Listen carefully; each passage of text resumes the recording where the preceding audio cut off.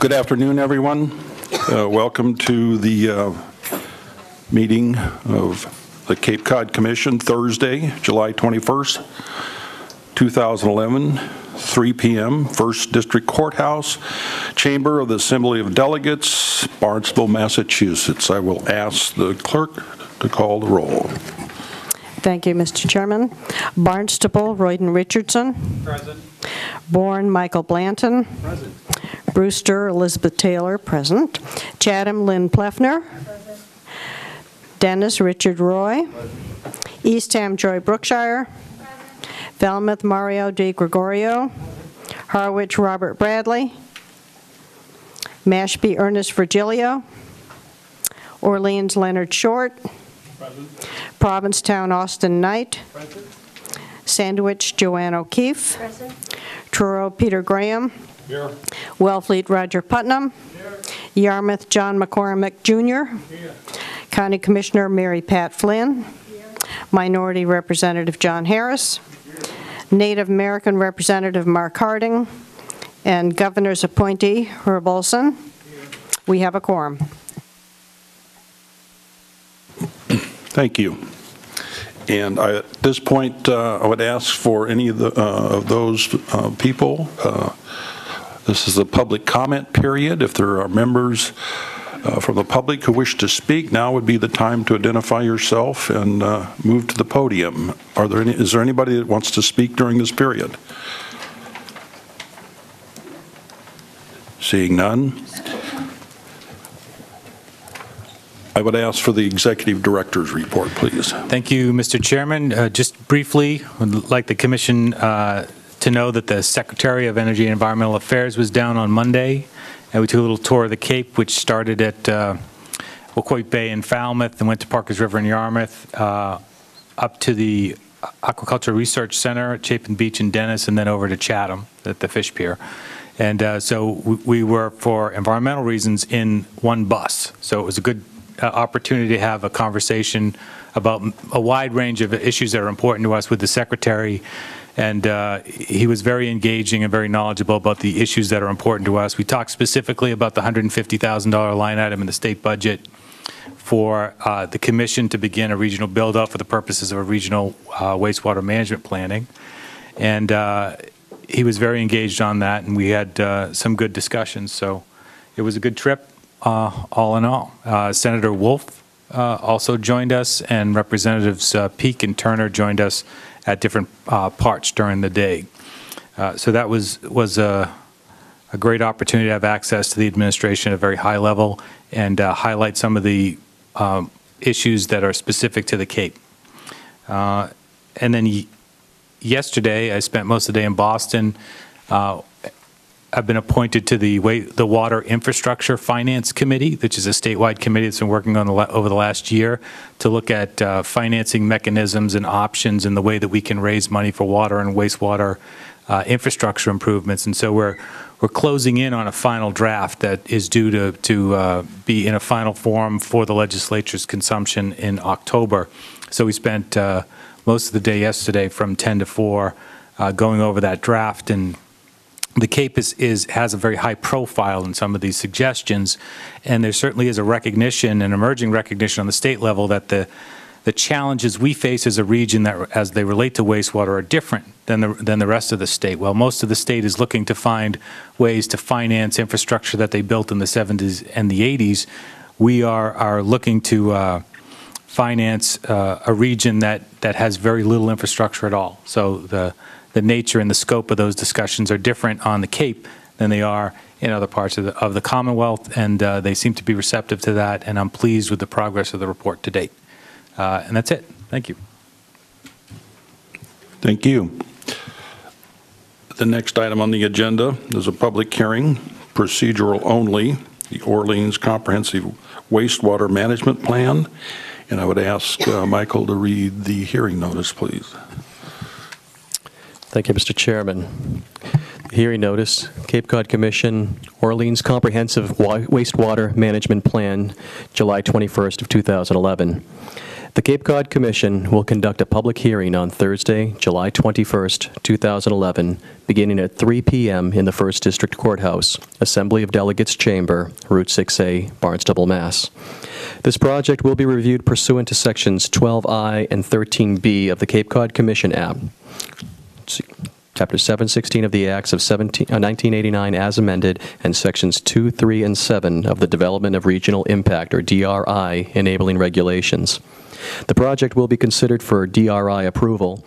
This project will be heard pursuant to Sections 12I and 13B of the Cape Cod Commission Act and Sections 2, 3, and 7 of the DRA enabling regulations.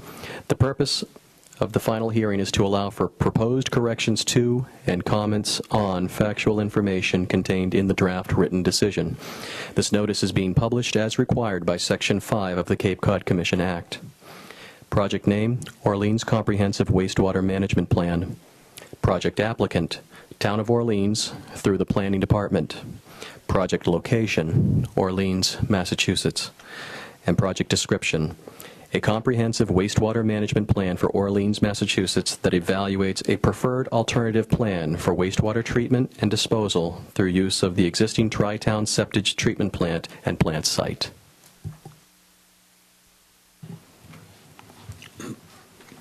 Thank you. I would invite at this time staff to make their presentations. Do I need to read this little notice since the hearing notice was sent out?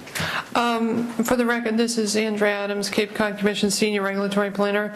Mr. Blanton just read the hearing notice. I would note that since that hearing notice was sent out, the town was granted an extension agreement of the decision period through the end of September this year. Because of this, the public hearing that was noticed for today is procedural only.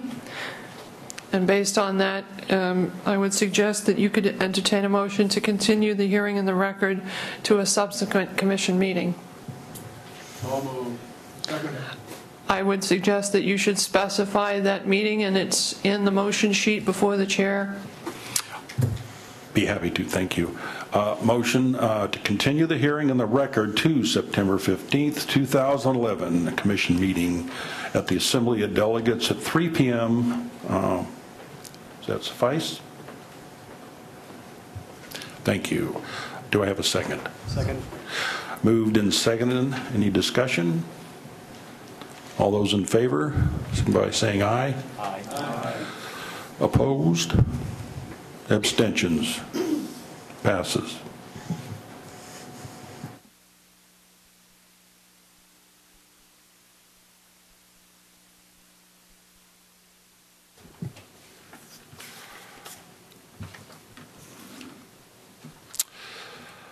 The next item on the agenda is a public hearing.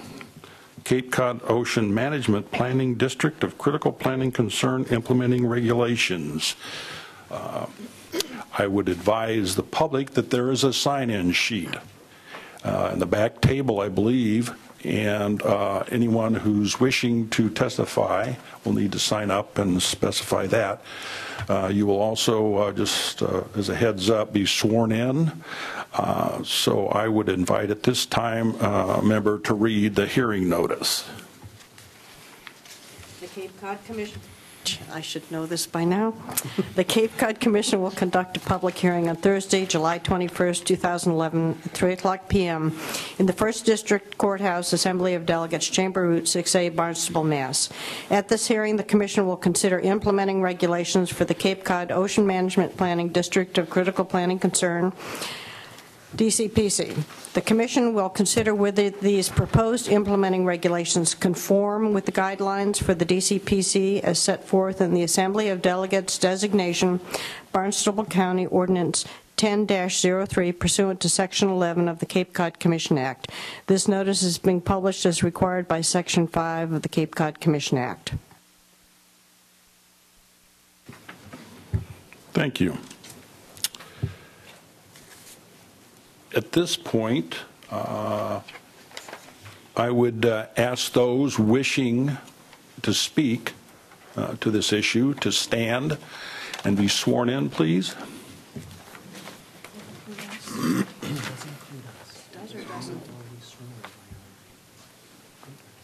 You would raise your right hands. Repeat after me. I state your name. Do hereby swear that the testimony I'm about to give is the truth, the whole truth, and nothing but the truth.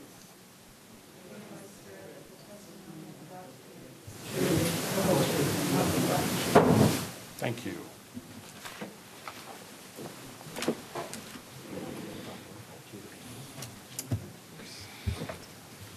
I would ask the staff now for their presentation on the project.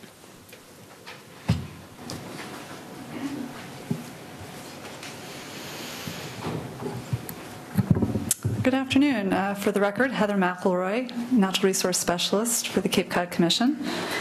I'm going to give you a presentation on the work we've been doing on the Ocean Management Planning DCPC. And there we go. Actually, excuse me.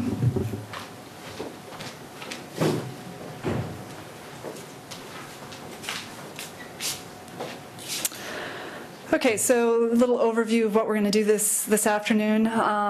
Cover the purpose of the hearing, review the context of the DCPC, sort of what it came from, the DCPC process.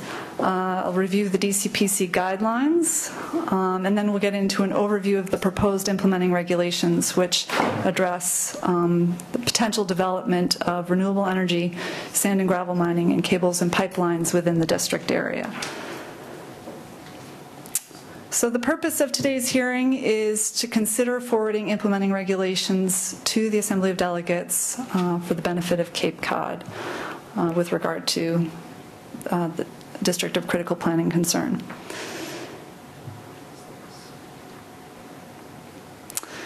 All right, so a little background. I know many of the commissioners are familiar with this, but for the benefit of the public who's here today. In January of 2010, last year, the state issued their ocean management plan. This was the result of revisions made to the state's Ocean Sanctuaries Act that enabled certain kinds of development activities, new kinds of development activities within the state's ocean waters. And that ocean management plan that they issued after a year and a half long planning process established state policy and standards for certain kinds of limited development activities within the state's ocean waters. Part of that process also identified areas where certain activities should not occur. Among many other things, the state's ocean management plan charged the regional planning agencies, the RPAs, with defining the appropriate scale of renewable energy facilities within state waters, with allocating turbines within their individual planning areas, and with developing a regulatory review thresholds and criteria. So this Ocean Management Planning District of Critical Planning Concern, or DCPC, was a response to the state's ocean management plan. The county commissioners, the Barnstable County Commissioners, nominated this district in December of 2009, and it was designated as a district in April of 2010 by county ordinance. The DCPC process is a year-long process. We're allowed one 90-day extension, which we took, that takes the process to August 3rd of this year.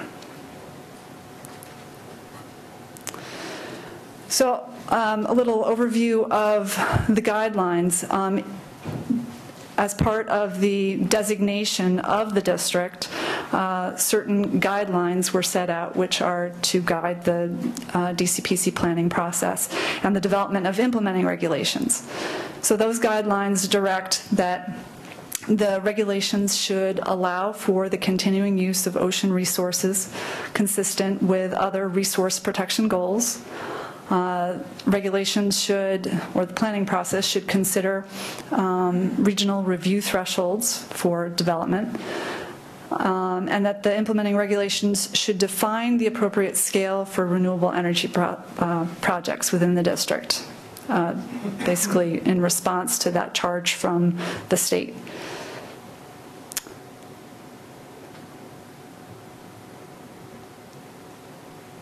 given out on me. The guidelines further identify 8 factors for defining the appropriate scale for renewable energy facilities. The first 7 come directly from the state's ocean management plan, and they include things like protecting the public trust and public safety, ensuring compatibility with existing uses within the district, considering proximity to shore, considering environmental protections, ensuring that there's a community benefit from these projects, defining the appropriateness of the technology and scale, and then a last criteria, which was incorporated through the DCPC designation process, is the consideration of visual impacts from development that may occur in offshore waters. In addition, the guidelines direct that the implementing regulations should consider the protection of sensitive resources, the marine ecosystem. The physical impacts of development should be considered and addressed through the implementing regulations, as well as water quality protection, protection of cultural resources and viewsheds, archaeological resources, that the regulations should consider the cumulative impacts of development within the ocean, and it should also address use conflicts and the impacts associated with decommissioning of development that may occur. So moving on to sort of the planning framework. The DCPC really is an opportunity for Cape Cod to refine the state's ocean management plan, to look at the issues specific to Cape Cod, and refine the work that the state did with Cape Cod in mind. So through this planning process, we've been looking at 3 development types within the ocean, and they include renewable energy, sand and gravel mining, and cables and pipelines. The process has also, as we'll get into, examined the definition of appropriate scale for renewable energy facilities, and it is also included an assessment of, or developed a methodology for assessing visual impacts associated with offshore projects.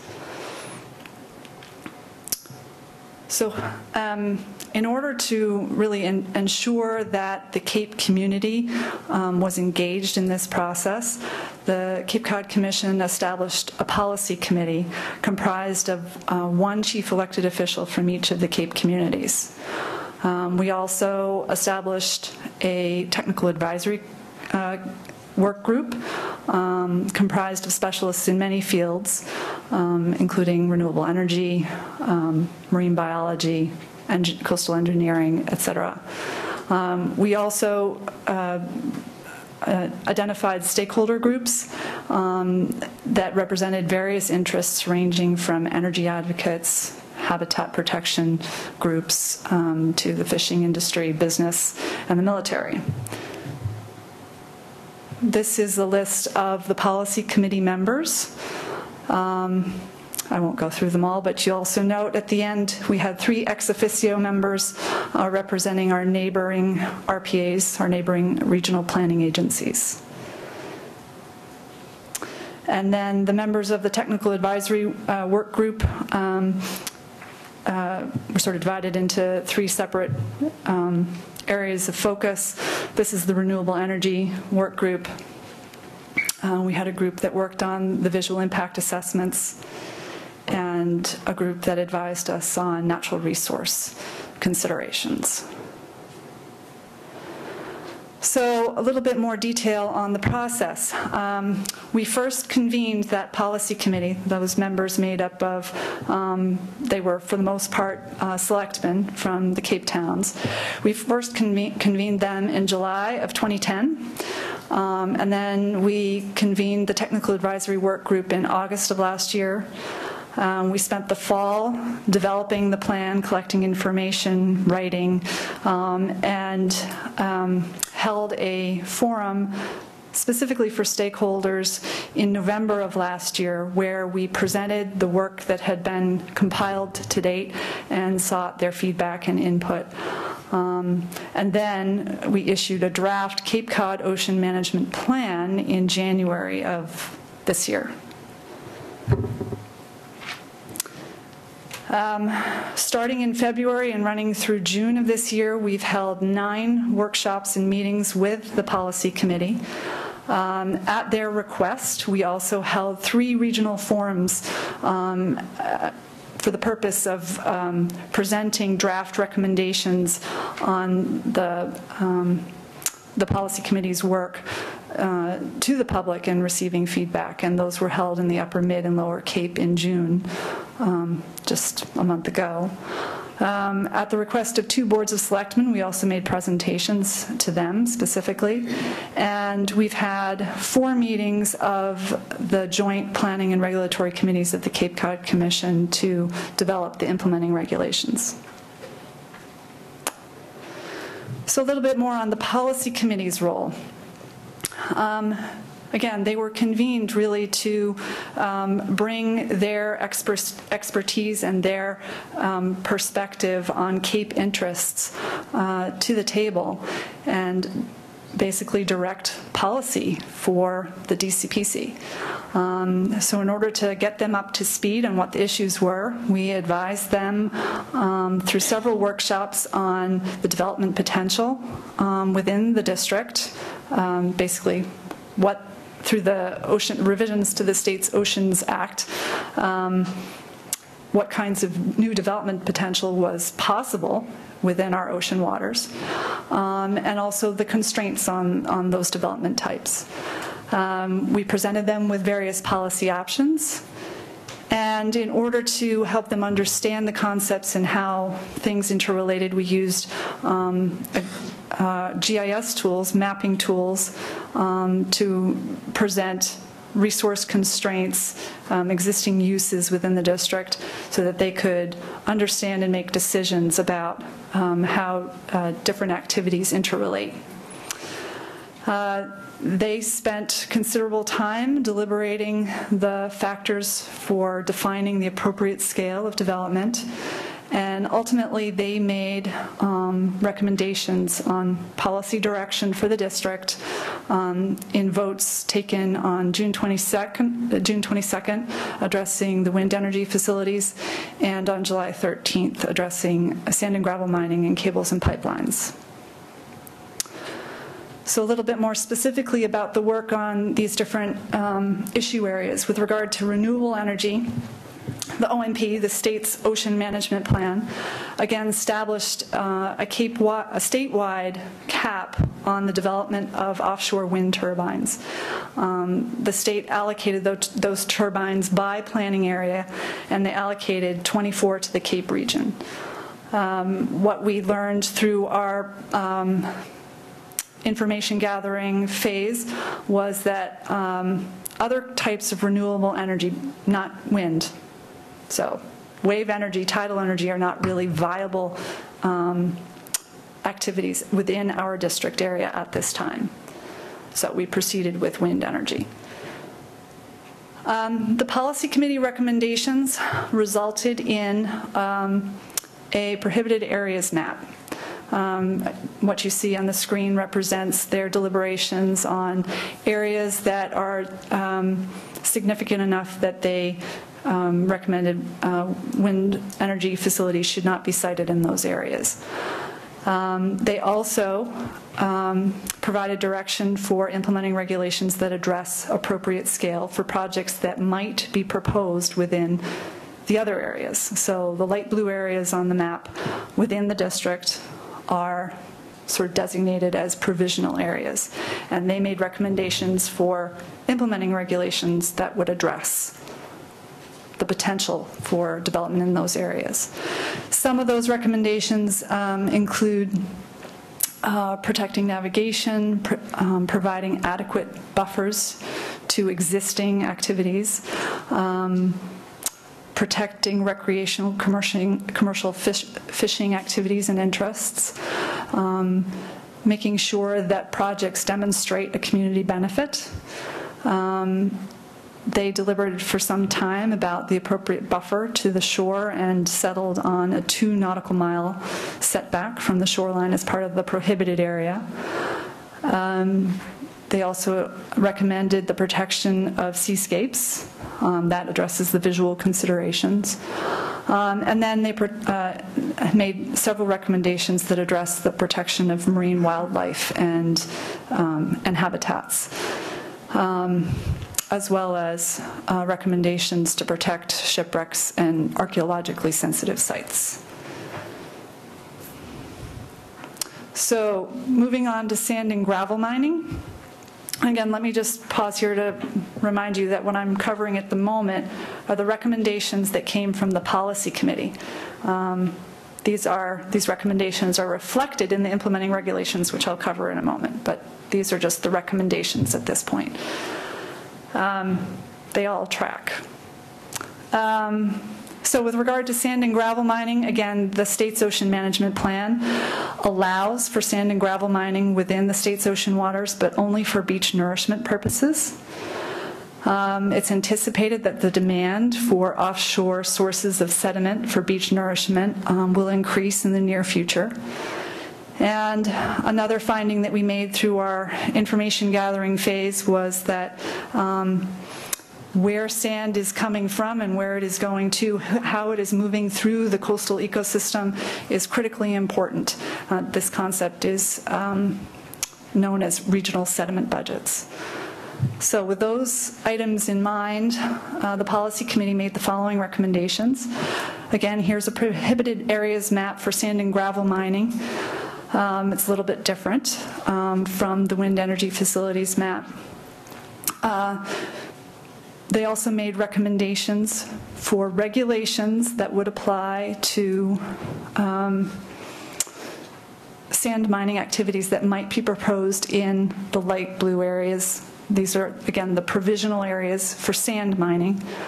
And they include things like protecting marine wildlife, protecting important fish resources, protecting cultural resources, providing adequate buffers to existing uses, considering the cumulative impacts of sand mining with the other kinds of development that might proceed within the district, protecting seascapes. And then highlighted on the screen are the items that are sort of more unique to sand mining activities, providing the recommendation from the policy committee was that a sand mining operation should demonstrate a significant public benefit to the community. We should also ensure that freshwater resources are protected and ensure that any resources, any sand mined from the district stay within Barnstable County. Cable and pipeline recommendations are substantively similar. I won't go through them all, but again, highlighted at the end were some specific items that the policy committee wanted to make sure were addressed in the implementing regulations, and they include ensuring that the economic vitality of the host community for a cable or pipeline landfall was protected through the regulations, and that conduit crossings, cables or pipelines that are being placed in the district are sited, co-located with existing facilities to the extent feasible. So now we're going to move on to covering the draft implementing regulations. Excuse me for one moment.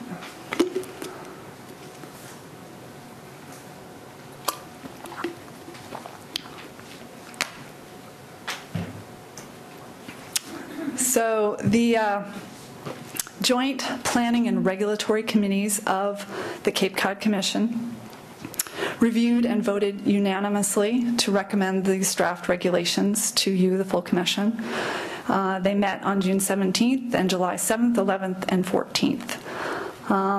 The regulations in general reflect the policy committee recommendations and the joint committee's comments as they considered the implementing regulations. Specifically, they incorporate the prohibited areas maps as recommended by the policy committee, and they also include specific performance standards that apply to the development potential within those provisional areas specific to each development type. And we recommend to you that the implementing regulations are consistent with the DCPC guidelines. So I'll just go through the development of the prohibited areas map for the wind energy facilities. The regulations reflect, generally speaking, as a starting point, the regulations reflect consideration for defining appropriate scale. As part of that consideration process, the policy committee and then the joint planning and regulatory committee of the commission incorporated these elements into the prohibited areas map. So what you see on the screen at the present time are the core habitat areas deemed critical for the protection of these species, which are whales, North Atlantic right whales, fin and humpback whales. The next item is various coastal water birds, long-tailed ducks, roseate Arctic lease, and common terns. Most of these are state or federally listed endangered species. The next areas that were added are significant fisheries habitat and vessel traffic lanes. You'll see the 2 nautical mile setback from land, and then finally the Cape Cod Ocean Sanctuary, which runs along the eastern coast of the Cape from Race Point to Monomoy. That's a prohibited area through the state's planning process as well. So the final map looks like this.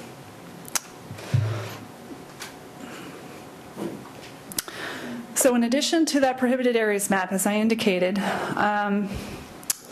there are performance standards in the regulations that address the 8 appropriate scale criteria that we've discussed previously. Some of those things, I'm not going to cover them exhaustively, but some of those things include protecting buffers to navigation routes, setbacks from shore, compatibility with existing uses, the requirement to conduct a visual impact assessment, requirements for demonstrating that there is a significant benefit from the project to the community, and then protection of wildlife habitats, as noted. There are also regulations that address cultural resource protections and a requirement to analyze the cumulative impacts of the project. So this may sound the same. As I said, they track, but what we're reviewing now are the concepts for the implementing regulations, which are detailed in the draft that you've received. Sand and gravel mining, again, the regulations reflect the policy committee's recommendations and the joint committee's comments through their review process. The prohibited areas map you've seen before. It includes the whale habitats and the Cape Cod Ocean Sanctuary. And these are the performance standards that would apply to any projects that might be proposed within those provisional areas. Including, they're very similar to the performance standards to address wind energy facilities, but highlighted at the end are some that are more specific to sand and gravel mining, including a visual impact assessment for projects that are proposed to be in operation for 1 year or longer. A demonstration of a significant benefit to the community or coastal ecosystem, and also a requirement that any sand mined from the district needs to be utilized on Barnstable County beaches. And sand cables and pipelines, basically the same map as the sand and gravel mining. The regulations proposed are substantively similar to the sand and gravel mining regulations. And you'll see highlighted at the bottom the cable and pipeline regulations. Regulations specific to cables and pipelines are ensuring that shoreside impacts at the cable landfall sites are adequately addressed, either avoided or mitigated, and that cable routes are coordinated to the extent feasible. So we're nearly at the end. There's also a section on general regulations applicable to all development. There are performance standards that require that hazardous materials management is addressed, that construction waste and sanitary waste are disposed of properly. Several performance standards that ensure that coastal resources are protected. These are, where there are shoreside impacts associated with the specific development. And that traffic is managed if there are traffic impacts associated with the project. Very generally, the regulations also detail the procedure for review, how decisions are made. This is very similar to a development and regional impact review, but it is distinct. These regulations, if forwarded and adopted, would be adopted as Chapter I of the implementing of the enabling regulations, which I forget which one it is. Chapter I of the Code of Cape Cod Commission regulations. Sorry about that. Specific to the Ocean Management Planning DCPC. I'll just bring to your attention that in your packets there is this revised map. It is simply a formatting change. There's nothing substantive that has changed on this map. But that's the final page in the regulation addressing seascape units. So the required action from the Cape Cod Commission is to forward implementing regulations to the Assembly of Delegates for enactment by ordinance to provide the towns a say as to the definition of appropriate scale on Cape Cod. And that's all I have for you today. Thank you. At this time, I would invite questions from the Cape Cod Commission members regarding the presentation or the document, the draft plan.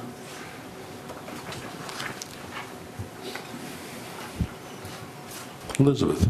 Thank you, Mr. Chairman. Having sat through the Regulatory and Planning Committee reviews of this, there are a lot of issues which I think still remain, but far more troubling would be if we do not act on this today and the Assembly does not act on this, because then the state would have total regulatory control over this area. And we need to make sure we retain local and regional control in anything that happens within this ocean management area. So I would encourage people to vote to send this to the Assembly. There's still a lot of issues which I think need to be ironed out, but as I said, I think it's much better to worry about ironing them out in the future and get this through the process now than end up with no regulations on the table and no control at all. Thank you. Michael. Thank you, Mr. Chairman. I'm going to concur with Elizabeth, having sat through the Joint Committee.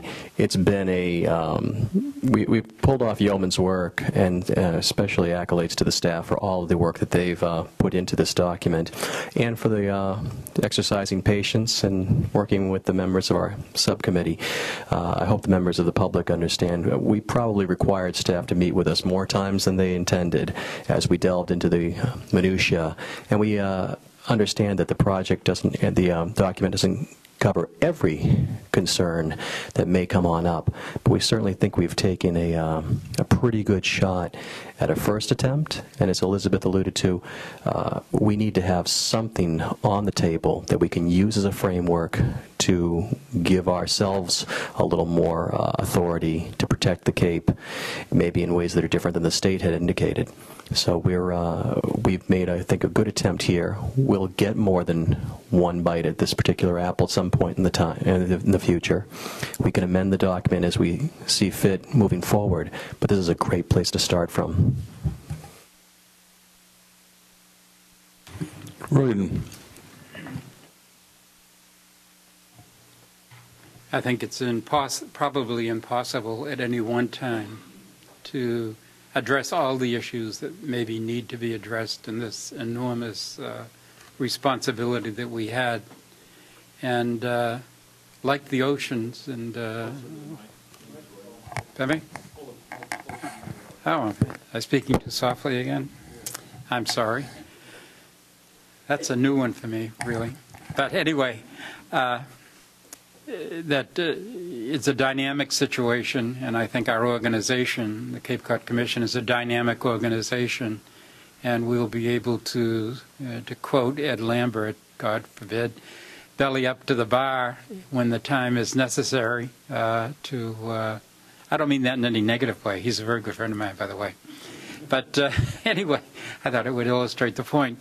But we will be able to, I think, have continued involvement as things unfold. And I would also support accepting this and passing it on to the Assembly of Delegates.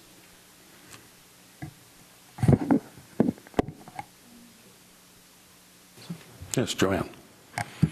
Thank you, Mr. Chairman. I think that Elizabeth has started the dialogue that really addresses the issue of how much work was put into this document. And most importantly, Elizabeth, what you've pointed out is that not to act on it says that we just have nothing and we have no say over anything. I also served on the mutual meeting of regulatory and planning, and I was impressed with the amount of time that each expert in their particular field, whether it was sand and gravel, mining, and fisheries, and the amount of work that was done was horrendous in a very long period of time, and to move forward to ensure that we can protect some of the issues that we looked at and want to look at them more in depth would be to pass this on to the Assembly of Delegates and have it back in our pocket and be able to work it. Because I certainly came out with some concerns, but know that in the future we can address those. Thank you. Troy. In my tenure as a representative on the commission, I've never seen us go through a process as extensive as this, from the voting to have a district of critical planning, which lasted for a year, for the appointment of the policy committee, which I think represented the member towns extremely well. These people were elected to be selectmen in most instances, and look what they've done, and what they've learned, and how hard they've worked. And to think that the policy committee and the representatives from the planning and regulatory committees have worked together to protect the resources that we really value. And echoing again what Elizabeth said, had we not gone through this process, the state would have come in and told us what we were to be doing. And as parents of Cape Cod, we have decided what's best for our children. Jack? Thank you, Mr. Chairman. I think when I first had this presented, probably back in April, in a substantive form to the commission, I mentioned my misgivings about the fact that the largest portion of the unprohibited area is in Nantucket Sound, and I identified myself as a member of the Hyannis Yacht Club, and the fact that extensive use is used in Nantucket Sound of recreational boaters. I still have those misgivings, and I still have the possibility that of the 24 that were allowed to Cape Cod, I don't think it was ever envisioned by the state when they allotted 24 that 24 could be erected in Nantucket Sound by itself. But again, to reiterate what my colleagues have already said, we're at a deadline where we have to establish some guidelines, and this is why I voted for it. Thank you. Thank you, Jack.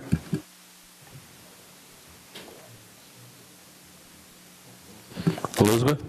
Yeah, one other thing I would like to mention is that it's very important as we go forward with this process that we remember that this is a regional process. If you look at the maps, it's very obvious, at least on the Cape Cod Bay side, that there are very few towns that will have access, say, to wind energy siting.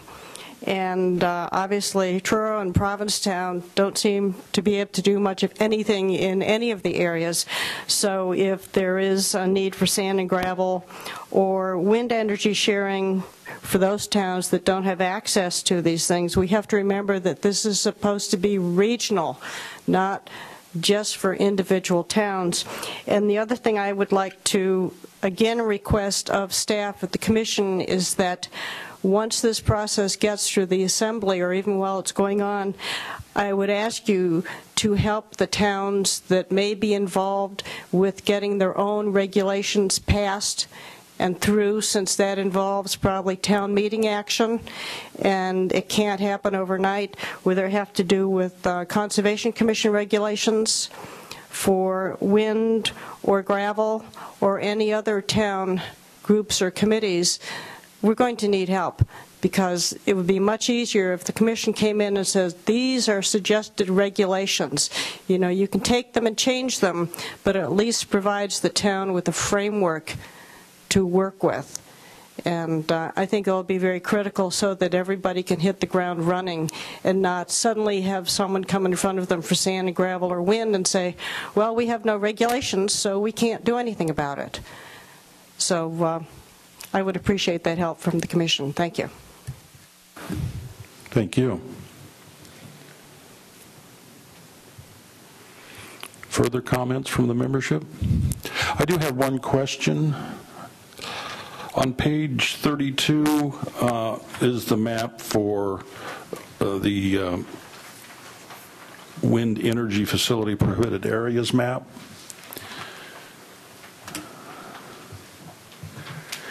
And that map looked different than the map that you showed in your presentation. I'm not sure if that's my blended lenses of my glasses, or there is, I just wanted to make sure that we're talking about the same map. We are talking about the same map. This one should be the same thing that's page 32. Okay, thank you. I just can't see those little hash marks, Yeah. I guess. Yeah, I agree. The PDF, certainly on the screen, doesn't look like exactly what it looks like on the printed page. All right, thank you for being patient with me.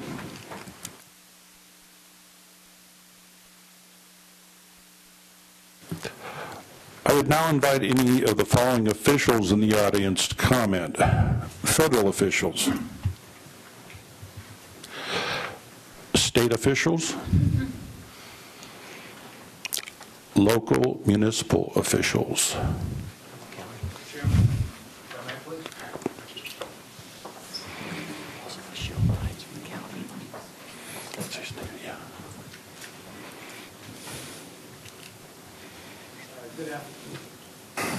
Good afternoon. My name is Charles McLaughlin, and I'm Assistant Counsel to the Town of Barnstable.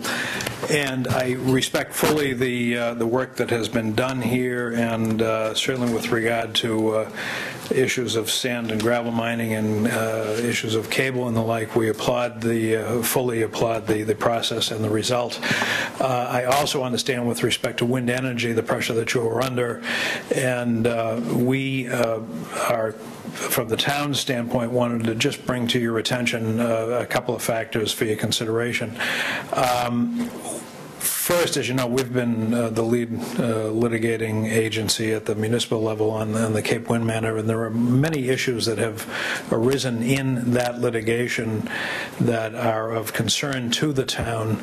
As I stand before you, I do not have a mandate from the management or council of the town of Barnstable as to what position ultimately they may or may not take on this, but they did ask that I at least bring some factual considerations to you, perhaps perhaps for future action. And as you proceed forward, I would commend a couple of thoughts to you, and then I'm just going to hand out, I won't ask you to read these right now, but hand out for your future reading a couple of issues that have arisen in the context of the Cape Wind litigation.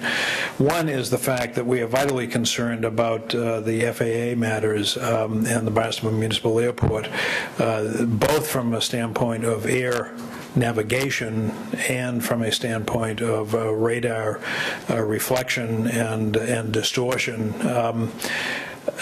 These matters are addressed in part in an extensive affidavit that was submitted in conjunction with the federal litigation by Roland Briault. Bud is, of course, the manager of the airport and a former search and rescue pilot for the Coast Guard for a full 30-year career who brings enormous experience. I just commend his observations to you. The concerns that Barnstable has with regard to air safety and search and rescue and the like are very tangible, very real concerns, and I think as you have an opportunity going forward to consider further refining your thoughts on this process, Bud's observations will be of significant help to you. Secondly, the second document is the findings of the Advisory Council on Historic Preservation, which, as you probably know, since many of you I see were on the commission when we were involved in the state litigation, the ACHP issued extensive findings regarding and recommendations finding the Cape Wind project incompatible with all sorts of historic interest and cultural interests.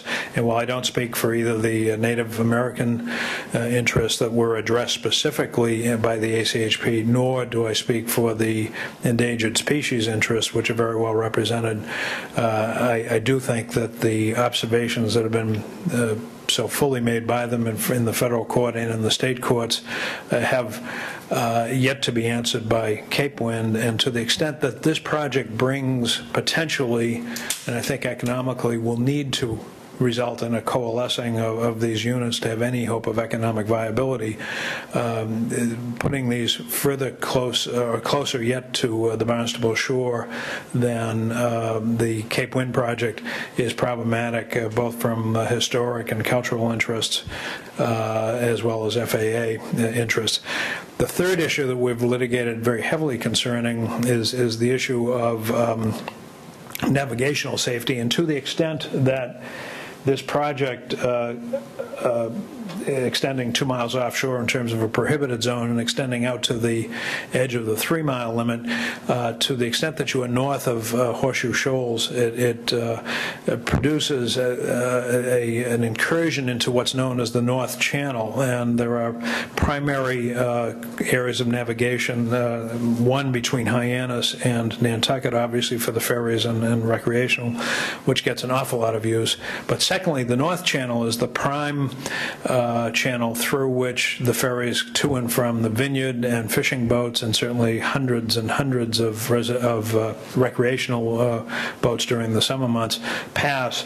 And this project has every potential of dropping these units, or some of them, right into the navigational aspects and confines of the North Channel. So I think that there are issues there that need to be considered if ever that area is to be located, and whether that's addressed by further regulation is something you will want to consider, and I'm sure interest will weigh in heavily in front of you should a project be proposed in that area. The last item that is vitally important to every town that faces the possibility of having these units placed in the areas that are potentially to be permitted. And I note, for example, in Cape Cod Bay, I think staff's estimate were that the full 24 could sit off of Eastham, and a significant number of the 24, but not all of them, if they use the Cape Wind spacing allocation, would be sitting perhaps off of Sandwich, and certainly virtually all of the areas within Nantucket Sound could result in a grouping of 24. And my point being that every town that faces those areas will have emergency response mandates placed on them, and we have out in these environments, if it can go wrong, it will go wrong. And whether you're talking about collisions of vessels at the sea level, whether you were talking about heart attacks or electrocutions at the top of 238 foot high towers, and a need to respond up a narrow shaft, and whether you are talking about any other potential problems, it's fair to say from our consultations particularly with Dean Melanson, who testified before you in the Cape Wind matter, Dean being the Deputy Fire Chief of Hyannis and the Cape's Emergency Oil Spill Response Coordinator, Dean posed approximately 3 pages of questions to the Department of the Interior and to Cape Wind, which were never answered, but all of which addressed the questions that need to be answered by all public safety personnel who may be charged with responding to this.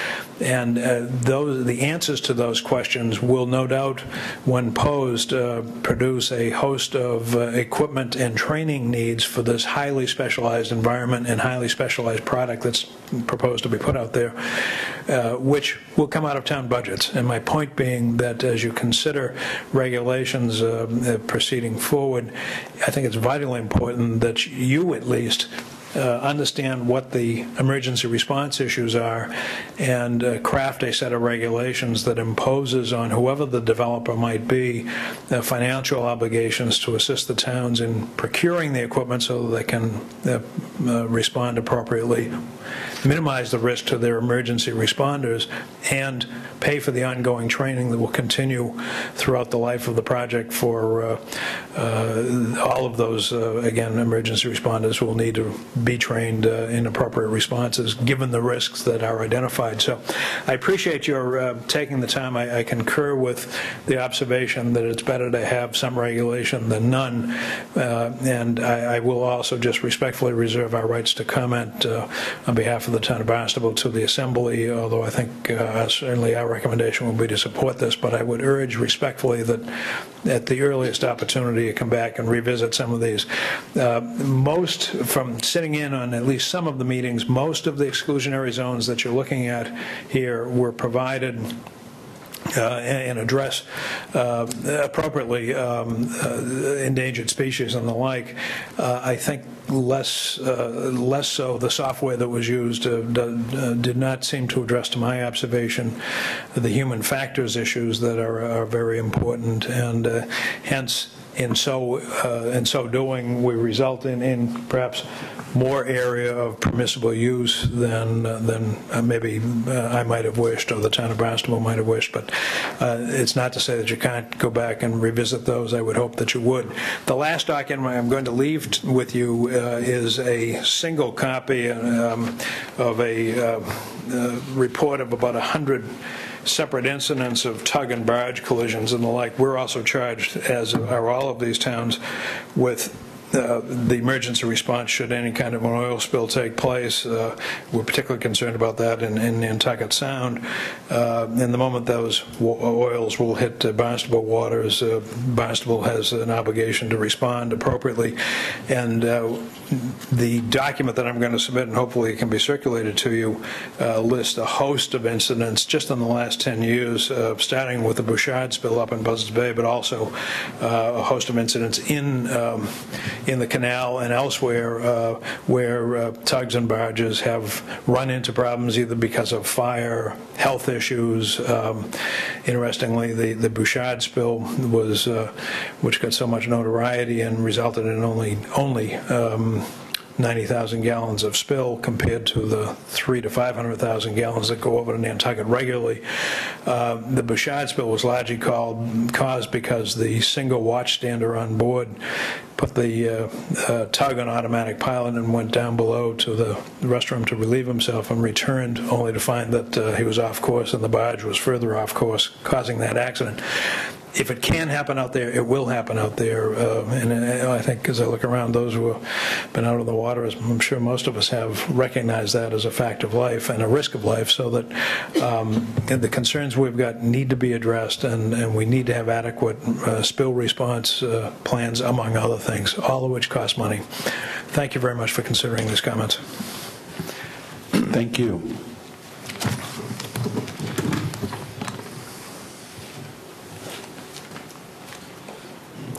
Royden.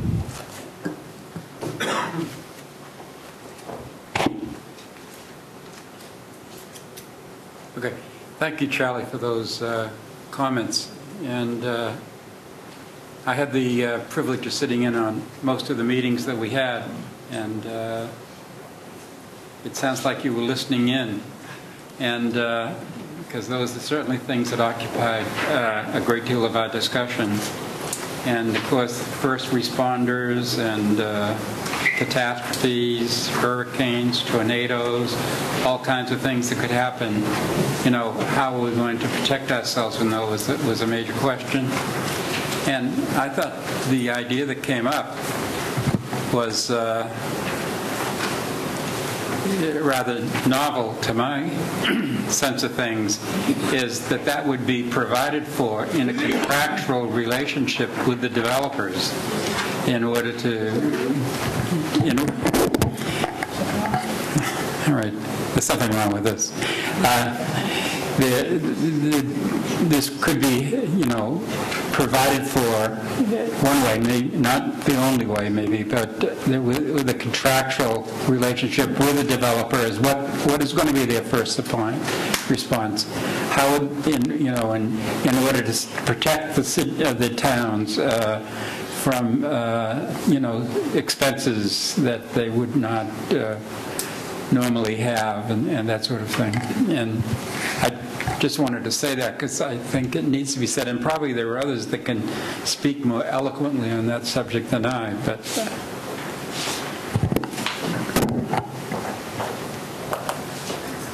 I apologize for taking time. I guess my only response to that, the contractual, relying on the developer's good faith, we've found has been misplaced reliance on that subject in the Cape Wind context.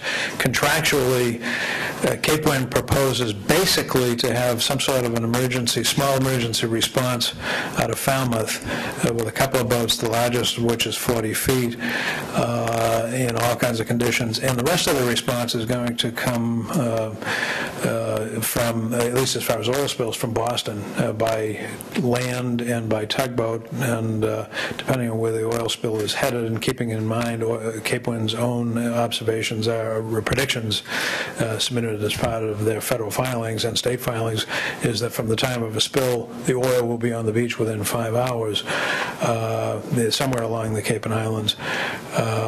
Their response is, well, we'll respond from Boston with clean harbors, and that doesn't work. We've all sat in traffic at the bridge, and if it can happen, it always happens at the worst possible time, whether it's in a snowstorm or in July 4th weekend with an accident on the bridge.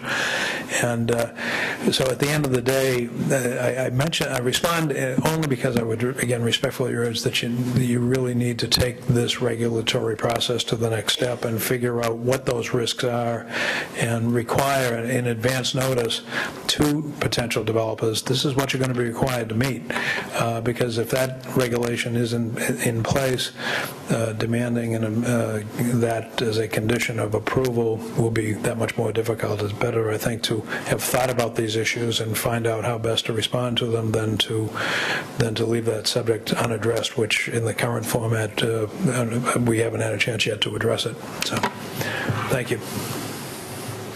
Thank you.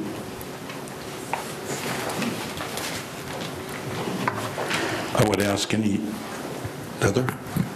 Yeah, if I could just respond to a couple of those items, not to drag this out too much, but I believe that many of the items that Mr. McLaughlin brought up are addressed in the regulations. Perhaps they may not go as far as he would like, but I think the protections are pretty good.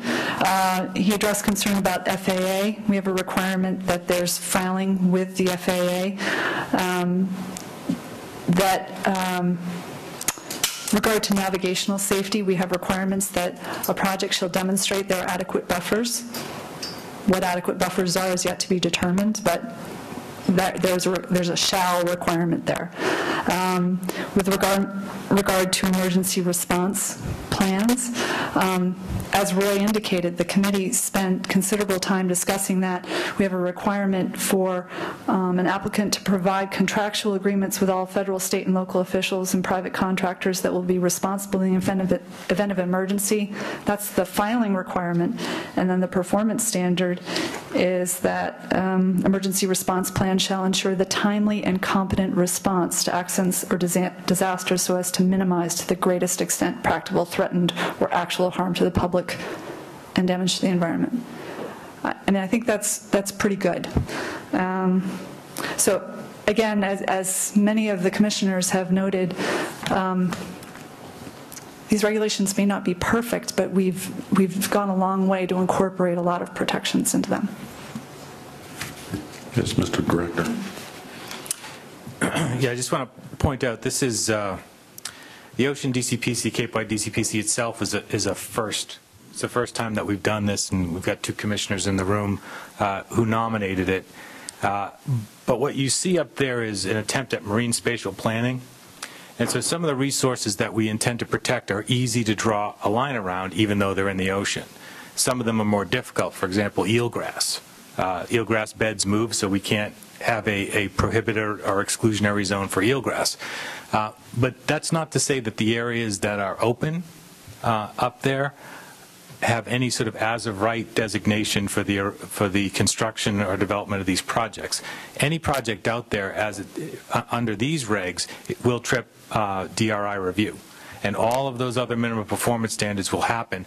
Many of you are familiar with the Cape Wind project. It went through the process here. You know the extent and the detail that we got into during that project, while the applicant was willing to, in good faith, go through the project. And I think you're pretty clear as to the level of detail that would be required for that kind of development, even though that particular project jumped up to the EFSB and overruled our jurisdiction. So I'm confident that any project out there right now would trip a DRI review, and there would be an extensive review that would result in an extensive list of conditions. So there's no free reign out there. There is no area out there designated for as-of-right construction of these projects at the moment. So, but it's difficult because you're dealing with sort of ocean zoning, and through the process, we've sort of asked ourselves at times, well, what are other people doing? And other people are doing nothing. We're sort of the first ones to go through this. So it's difficult when you're trying to zone an environment like the ocean to find those kind of resources that you can map and delineate on a map. So that's what's reflected in the map, but in every area, any project out there would be subjected to full review by the Cape Cod Commission, to the minimum performance standards recommended by the Joint Regulatory and Planning Committee. And I would submit that review would be extensive in nature, and the kinds of conditions that relate to the sort of human impacts and the impacts on particular communities could be and will be taken care of in that kind of review. Now, that doesn't preclude us from, as we move along, if we can find better ways to codify certain standards, then we can always sort of amend those regulations. But I feel comfortable that there's sufficient discretion for this commission in these regulations to take care of a lot of the concerns that have been brought up today. Thank you.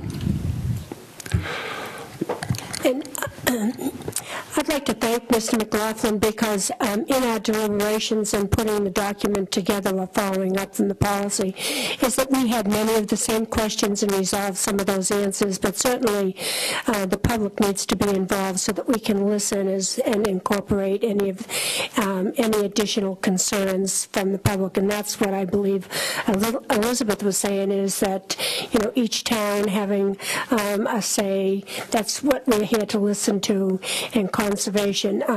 There were certainly other items that I brought up in the long term for the permitting areas, but again, everything is done in baby steps. The first step is to have a beginning document and then to scrutinize that and tailor-make it to exactly what we want on Cape Cod. Elizabeth. I want to thank Mr. McLaughlin for his comments. I remember trying to download the comments that we were emailed, and mine never would open up, so I was glad to hear him in person. We had a long discussion about emergency response plans, and I was just thinking, are we going to have some sort of technical bulletin about this? Because timely and competent are wide open. And these issues have already been dealt with by many towns on all three coasts. And so the information is out there, so maybe we need to have some sort of, this is more work for staff, of course, something that is really fleshed out in what we're looking for in emergency response plans, and maybe applicants who are applying to do wind energy turbines or sand and gravel mining need to establish some sort of bond fund or emergency response fund to cover this, because obviously they're going to be asking the government to take care of a lot of this, whether it's local or Coast Guard. And it's not just going to be somebody paying Clean Harbors to come down. So there has to be some way to cover this so the taxpayers aren't left holding the bond, paying for all of this. And I don't know how to go about doing this, but as I said, we shouldn't have to invent the wheel on this one, unfortunately. Heather. Yes, we anticipate preparing a technical bulletin. Yes, sir, Mr. Director. All those issues were raised during the subcommittee process, and we do intend to do a technical bulletin. I think a lot of that specificity can be outlined in the technical bulletin, which is a more flexible tool. There's also some significant overlap. I mean, we are looking at today the Ocean Management DCPC, which just takes into account state waters within our jurisdiction. We're also moving forward with land-based regulations at the same time, and we're also participating in a federal task force. So from federal waters to state waters to land-based, we are engaged in a very detailed way in the discussion of potential impacts, benefits and impacts of wind turbine development. And the first responder issue is equally as important to land-based structures as it is to offshore structures. And so that's why I think the development of these technical bulletins there'll be significant overlap as we go through, but there will be technical bulletins for each ordinance. Thank you. Mr. Richardson. I think that the committee did try to highlight as many of those big concerns that everybody has. And I think we all did recognize that there would be work to do in the future, and the technical bulletin being one of the pieces of work, but not the only one. I think there's something else that we learned in the process, that there's more catastrophes just than the big ones. There's some things that people might consider inconsequential, in the sand cover on the bottom of the ocean, what nourishment is going on there, what creatures are existing, and what their role is.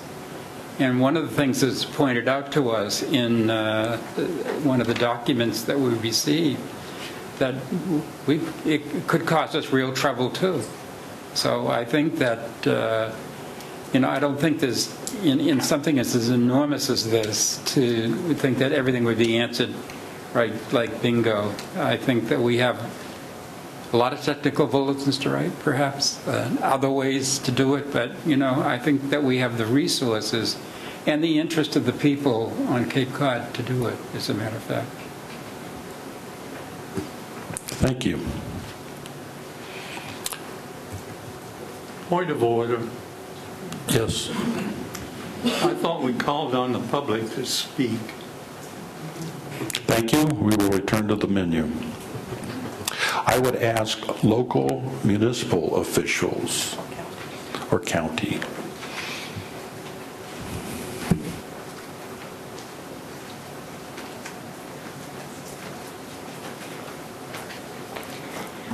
Thank you. I am Sheila Lyons, Barnstable County Commissioner, and I didn't come here with the intention to speak today, but in hearing the presentation and recognizing that wind was part of the topic, I thought I would, and being one of the county commissioners that did put this DCPC in for nomination, I thought that I would. I just want to remind, well, first of all, I want to commend the staff and the executive director. Their task was to implement regulations in waters that never had any, and it is the first in the nation. We are lucky to be the first, and maybe not so lucky maybe as time will roll out. But the task was to bring 15 towns together and to gain some consensus as to what is acceptable in the waters of our Cape Cod Bay and shorelines. And that in itself is an incredible task, to bring 15 boards of selectmen and other stakeholders and come to some consensus as to what is acceptable, because as we all know, wind, when it is part of the discussion, it really doesn't, it promotes more emotion than it does mindfulness. And I think that many of those people have very strong feelings that were on that table. So for them to come together and create this document is really a testimony to the staff and to the administration of the Cape Cod Commission.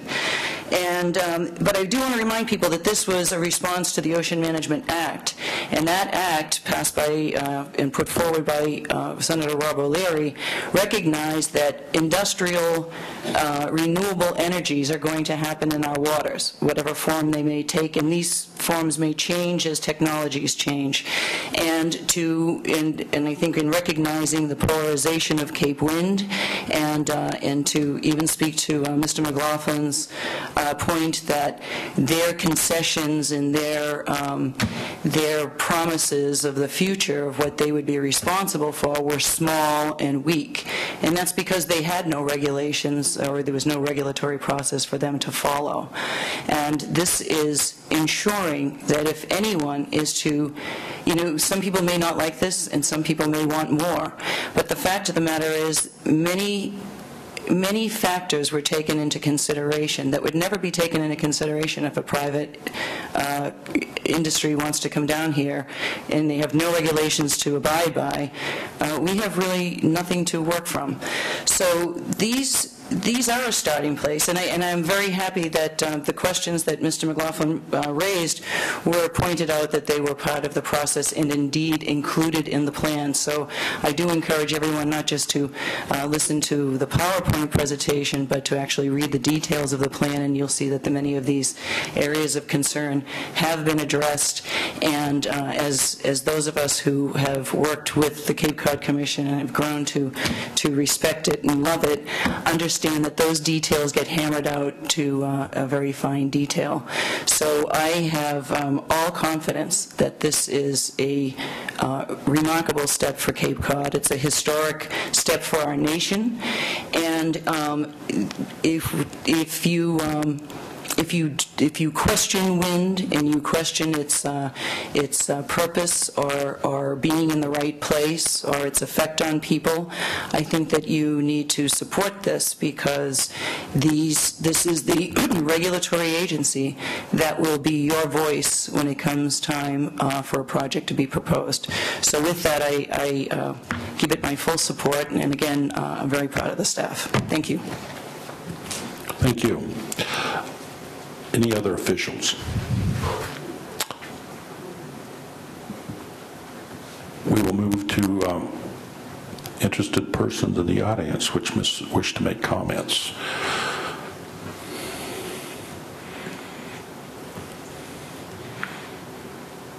I apologize if I mispronounce your name. It's Preston Ribnick. Is that right? Ribnick? Yes, sir. Thank you very much, and thank you for the time. I'm Preston Ribnick from Wellfleet, and I've gotten very engaged with wind energy in the last 18 months because of the proposed wind turbine in Wellfleet.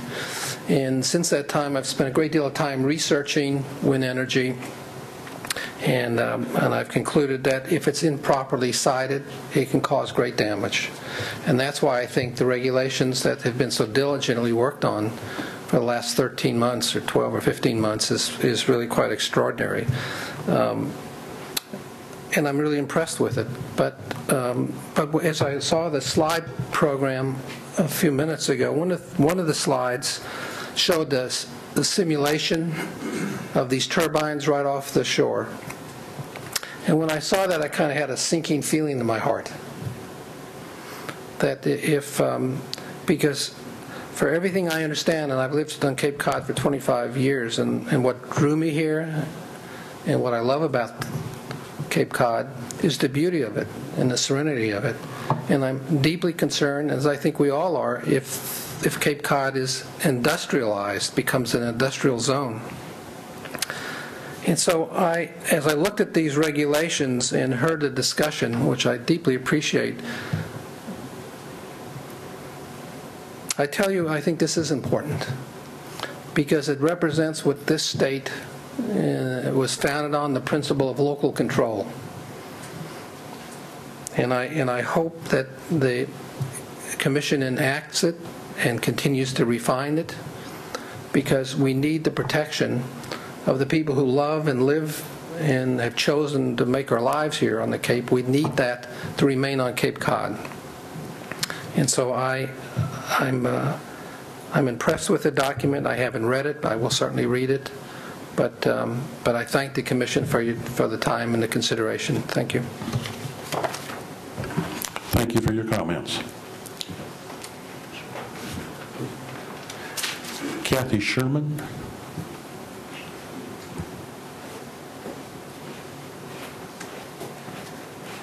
My name is Kathy Sherman. I'm from Brewster, and I agree with my representative here in terms of the urgency of going ahead with the regulations.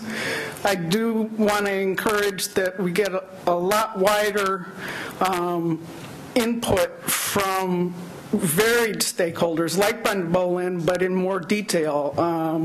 And one of my big concerns is what Mr. Carr brought up in terms of the depth of water. I think that may even have some impact on ability to do emergency response. But the other thing, if I could go to the map for a minute, is that the important bird area he talked about is like probably a mile and a half out, so 0.5 miles from where that zone occurs, and it's very close to, so that's the Brewster Eastham Flats, but it's right across from Nickerson State Park, which is another important bird area. And so of the avian species, I hope that there'll be some very thorough documentation of risk. There was osprey that hunt back and forth. And then my other concern is that you do have, for the herring run, but eels are also starting to be of concern. And the horseshoe crab, the whole preservation of nearshore habitat on the bay, you know, at really low tide, it goes out a mile and a half.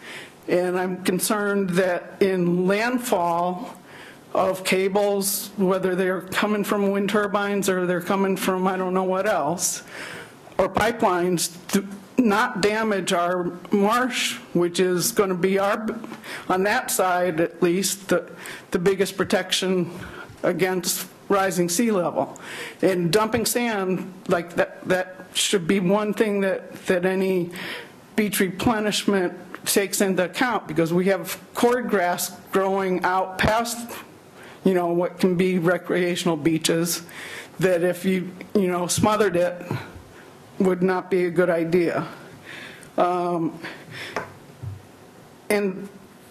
I want to increase the ode to the horseshoe crab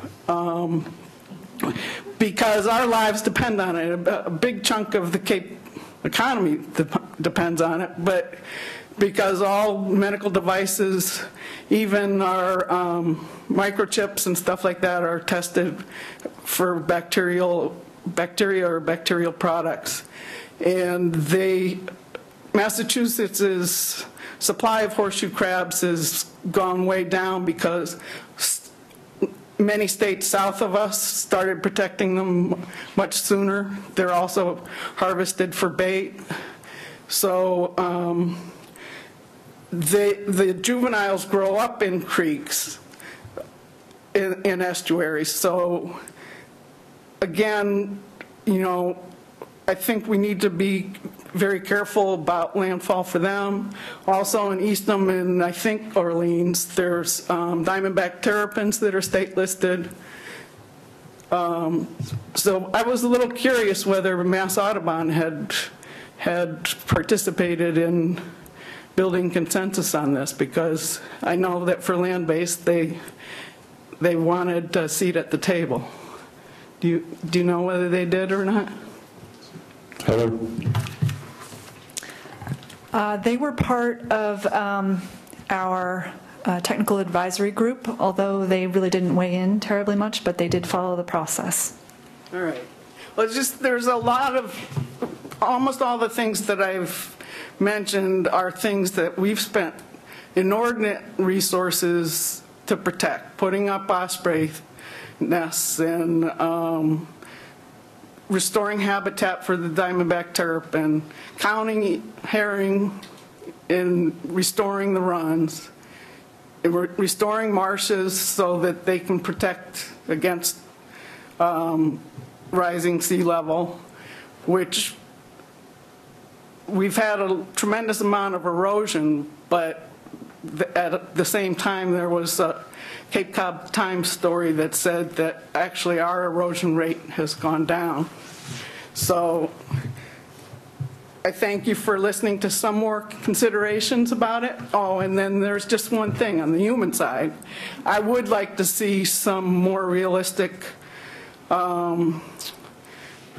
like configurations, because while one representative from my town might think it's in the eye of the beholder, there really is some science to this.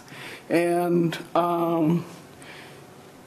there are historic spots over there. Rock Harbor is the scene of the only invasion of the United States before 9/11.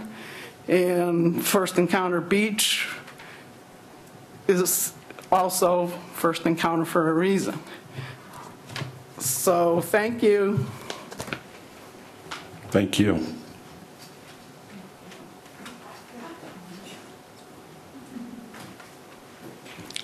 Lily Green?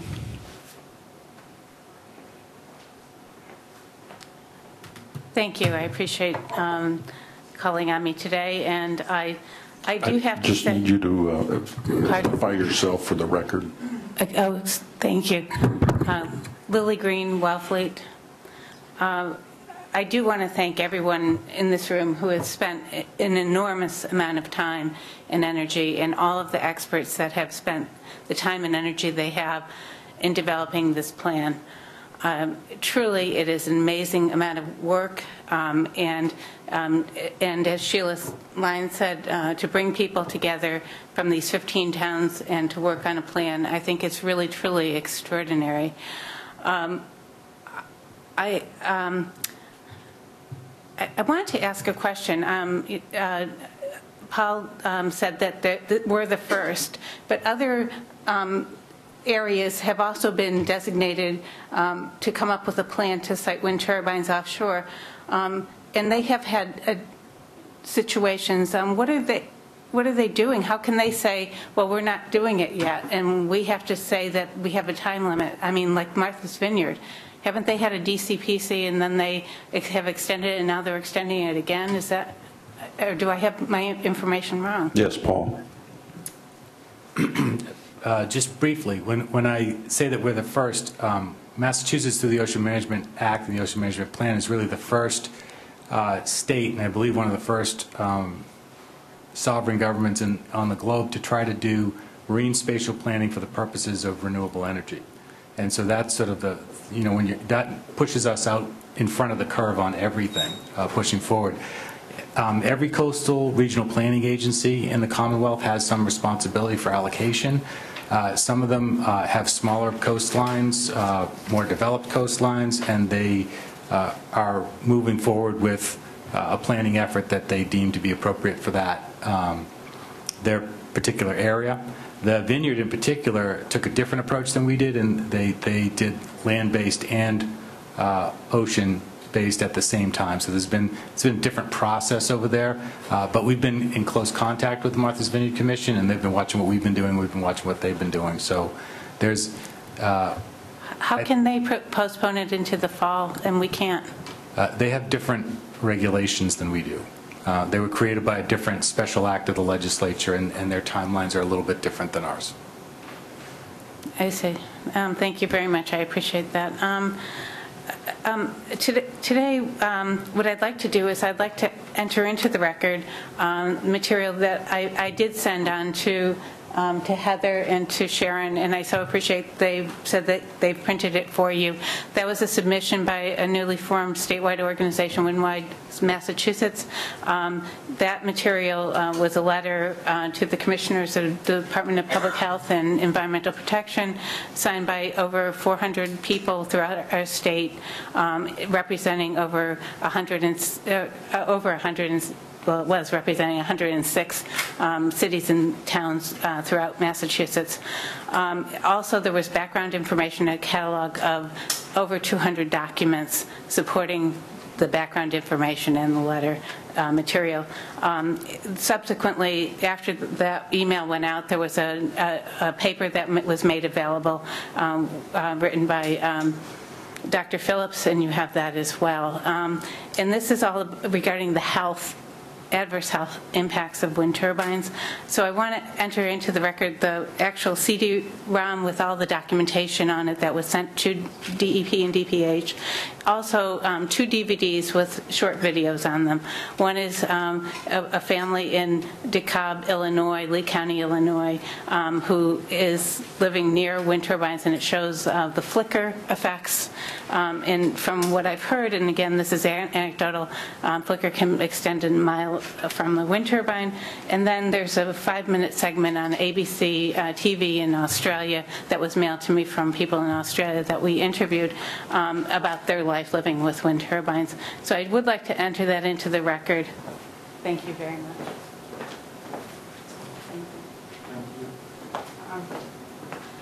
much.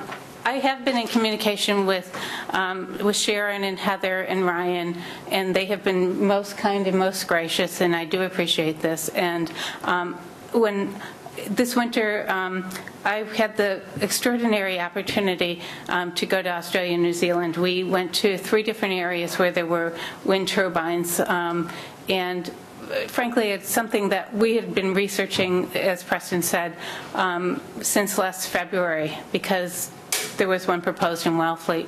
And what I found within 10 hours of my research was that there were adverse health impacts and people are sited too close to them. Being a CEO of a professional resources group for the last 12 years, where we develop educational programs in the healthcare industry, I took a keen interest. We have researched this very thoroughly. I did want to see firsthand what it was all about. I thought, well, maybe it's not as bad as we think. And unfortunately, I found that it was much, much worse. I understand that we have these regulations in front of us, but I do want to just talk a little bit about the health impacts. And I'm sure that all of you probably thought, well, you know, these things are way offshore. Why do we even have to think about that? Why do we have to bring experts into this? But I'm telling you here from the interviews that I've had with over 25 people in Australia and New Zealand and experts that this is still an issue. This distance is an issue as far as adverse health impacts to people. We interviewed many people who live well over 2 miles from the nearest turbine, and their adverse health impacts include serious cardiovascular symptoms that have been documented by medical professionals. You know, I do have this film. I have offered to show it. I don't have it in the stage where I can give you a DVD yet. I will be showing it in Brewster on August 3rd at 7 o'clock at the library. I would sincerely appreciate it. I mean, I do believe it has new information, and I'll just try to highlight some of the things that I think are the most serious. One person we interviewed is a male in his 50s. He spoke about how he is finding himself waking up in the middle of the night with a racing heart rate so intense that it feels like he's just run a marathon, but he was just sleeping. He also experiences this symptom when he's relaxing during the day. He talked about having normal and slightly lower than normal blood pressure readings his whole adult life in the range of 117/80. He told us that his blood pressure has been dangerously elevated since the turbines became operational. His condition was so alarming to his physician that he was given a 24-hour heart monitor that measured heart rate and blood pressure. The monitor measured his, and this is quoting from a doctor, his medical doctor, not his medical doctor, but a medical doctor that has the data in an email to me, because I tried to verify this. This is what was emailed to me. They measured his maximum awake systolic blood pressure during the 24-hour period at 190, and his maximum asleep systolic blood pressure at 167. He told us that this was a night that the turbines were not especially loud or disturbing. Remember, he lives more than 2 miles away from the turbine. He was prescribed blood pressure medication, and when we spoke to him in January, he expressed his concerns that when the turbines are not, they call them spinning, or when he goes away from his home, his blood pressure drops dangerously low. Remember, his actual blood pressure is normal. He told us when he's driving, operating heavy machinery, or working, he feels dizzy and like he will pass out, and he has to sit down frequently. We spoke with several others who live over 2 miles from the nearest turbine, and they spoke about racing heart rates and dangerously high blood pressure readings first thing in the morning. Again, they have had many years of documented normal blood pressure readings with their medical physicians. One person spoke about feeling that her heart was about ready to leap out of her body. This wakes her up at night and impacts her during the day. The first time she experienced this symptom, she thought she was having a stroke and would die. Other symptoms they talk about are the classic wind turbine syndrome symptoms of sleep disturbance and chronic sleep deprivation for days on end. And some have given way to taking medication to sleep so they can function during the day because they've had many consecutive days of not sleeping. Others talked about headaches so intense that they need medication. Many talked about ringing in the ears, and some talked about being nauseous. Just looking at these structures and the spin makes them seasick or nauseous. I mean, and they really, with very intense situations. In fact, one person actually calls herself an industrial refugee. She had to leave her home. It was so horrendous for her.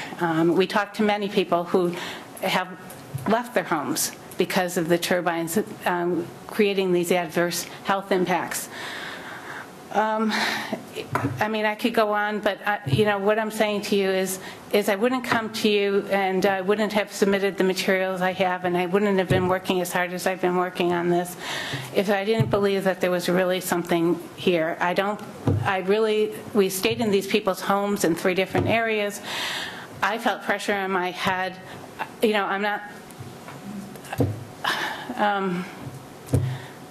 All I'm saying is that I know from what you've already said that you're going to vote these through today.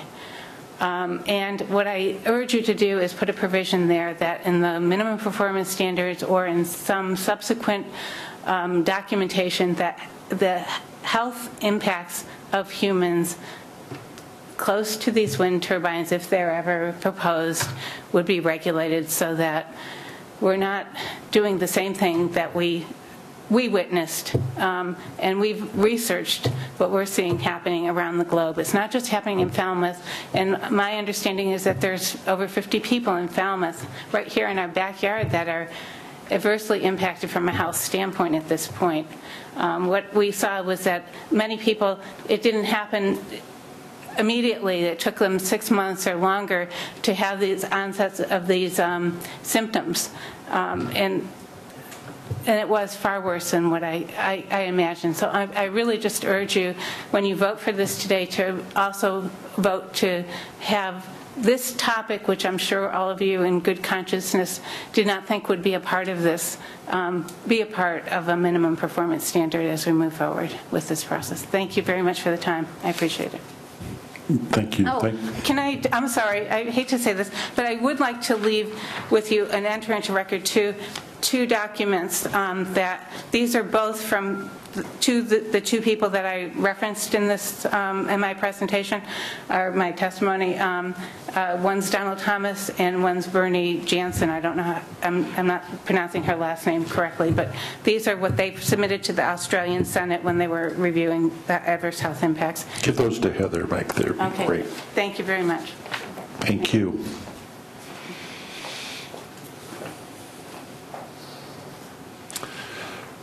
Are there other members of the public that would like to speak that have not?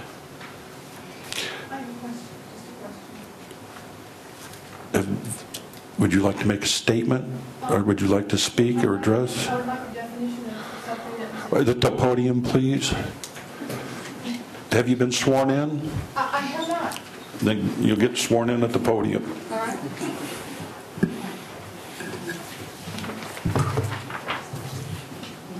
Sorry to do this to you. No, we love doing this. Why don't I believe you? Like being here. You make a lot of money. That's what I've heard. Raise your right hand. Yes. I state your name. I, Barbara Howard, Do hereby swear that the testimony I'm about to give is the truth. do hereby swear that the testimony I'm about to give is the truth. The whole truth. The whole truth. And nothing but the truth. Nothing but the truth. Thank you. Thank you. But I just have a question. It's okay. All right. It may be a Lulu. I don't think it is. In your presentation, you used the words stakeholder a number of times. I would like a definition, please. And that's it. Truth. I'm not sure if I can define stakeholder so much as identify the process by which we compiled a group of interested parties. We went through a process initially as a staff of identifying groups that we knew were interested in wind energy resources and other interests, and ran that through the policy committee and others for their input to add names. We sent the list out and asked people to nominate themselves as an interested party. Is that list available? Yes, it is. How may I get that list? I can email it to you. Thank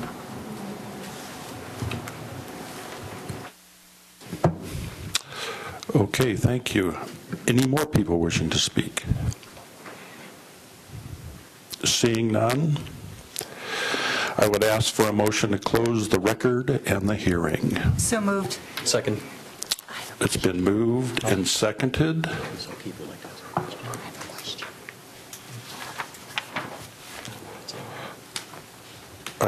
It's moved and seconded. Any discussion? Mr. Chairman, thank you. I just had a question. Is this document available now online? And is this the right time to do it? If not, I'll take the vote and, and then come back to that. Can I do it that way? Just tell me how. I'm confused. Well, I didn't know if this was the right time in between the motion or wait until afterwards, but for the public that may be watching, and like the First Lady that had some questions on birds and wildlife and natural resources and marine fisheries, if there are all those answers to some of her questions on 14 and 15 and 17. So I was just thinking that if the general public wanted to access this and see the in-depth part of what was reviewed. Let me just point of order here. Yeah. Okay. We have a motion to close the hearing and the record at this point. And we're going to vote to do that, and then we have, so we have a motion, and any discussion regarding that motion? Seeing none, all those in favor? Aye. Those opposed? So moved. Now I'd ask for a motion regarding the issue of the draft. Mr. Chairman, I'll move that the Cape Cod Commission approve the Cape Cod Commission Ocean Management Plan implementing regulations as written. Second. As being consistent with the Cape Cod Commission Ocean Management Planning DCPC, and direct staff to forward those regulations to the Assembly of Delegates for adoption as an ordinance. It's been moved and seconded. Any discussion? Thank you, Mr. Chairman. My question is, Heather, will this be available, or is it now available on the website? Yes, available now. And can I just very quickly say that if you looked at page, 14 or 15, but it talks about spawning eggs, embryo, juvenile development. We even took up horseshoe crabs, so I think that for the woman that's present in the room, that some of her answers may be. I was there, and parts of it are quite strong and vague. Through the chair, please.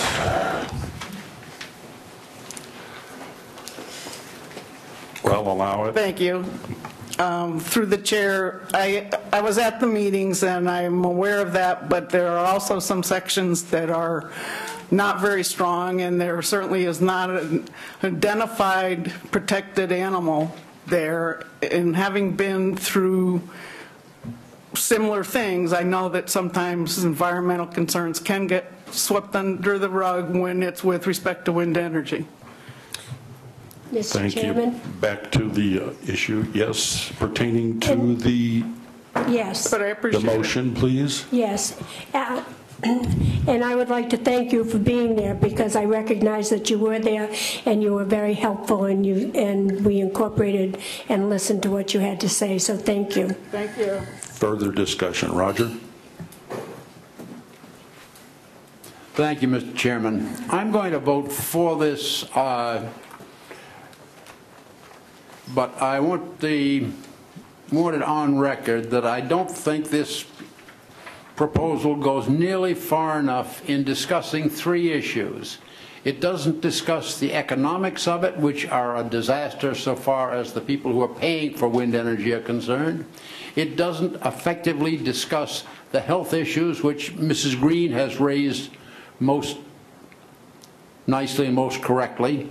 And it does not discuss the means by which we can affect short-term impact on these regulations. I am concerned that we will look at this thing and suddenly wake up and find that we are looking at a DRI for something that is 2 miles offshore without having really thought through the total impacts of this upon all of us.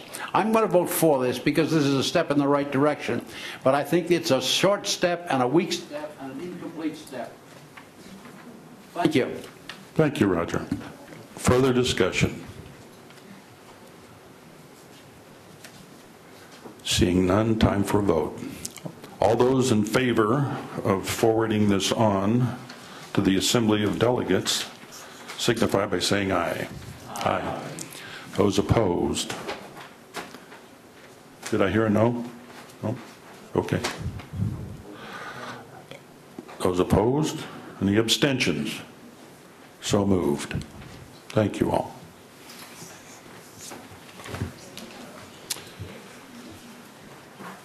At this point, is there any other business before the body? Just I briefly want to thank the members of the Policy Committee. This is the first time we've approached developing an ordinance involving the towns and elected officials from the towns up front in the process. And there were towns with radically different views on this subject, and they all got together and endorsed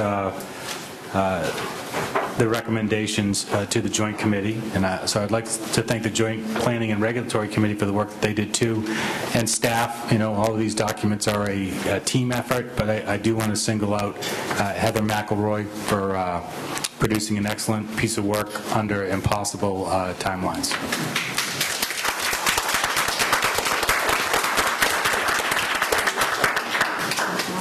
Mr. Chairman. Yes. Austin. Thank you, Mr. Chairman. I just want to echo Commissioner Putnam's remarks at this point and say this is phase one, but I think through you, Mr. Chair, I think we have to start to really look into phase two of this with some of the health concerns, the other thing to go forward. So I think as commissioners and with staff, I think we clearly can see that this is the beginning, and I think we need to move relatively swiftly on the next phase with the Commission. Thank you. Thank you. Mr. Richardson.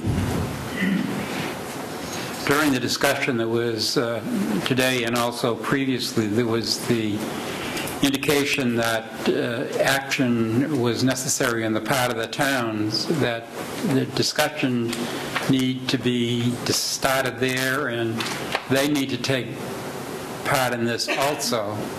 So I would hope that the Cape Cod Commission could somehow orient the towns to that responsibility, because the regional body has one kind of a responsibility and the local body has another kind of responsibility.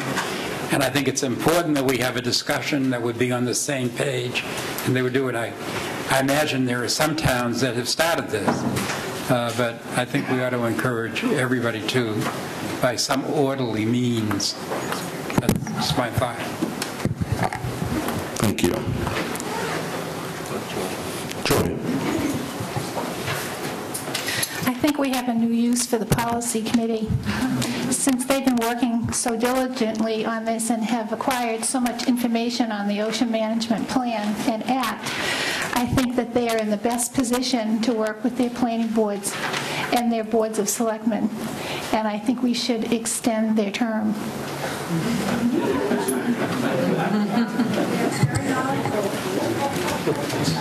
That's bold. Mary Jo. Yes, thank you. I want to follow on the comments made by Austin and Roy and also Roger.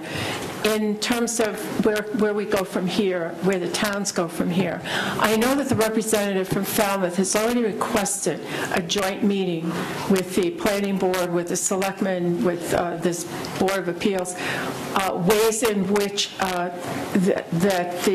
those boards can be educated in terms of this document and how the town can follow up and actually use it.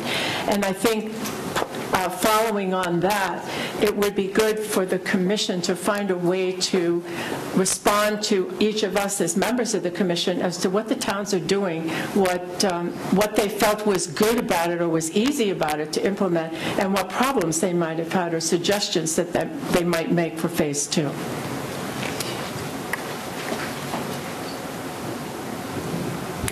Thank you. I agree with what Joy says, but I think we need to go further.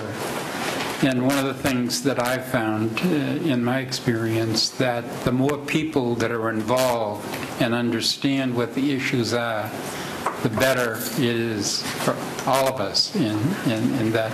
So people want to be involved in those decisions that affect their lives, and you can't beat it no matter what you try to do. And I think we need to do that when we can.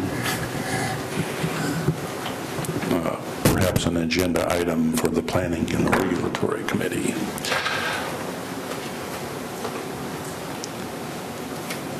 That was other business and comments combined. Are there any other comments? John? Motion that we adjourn. Well, okay then. All in favor? So moved.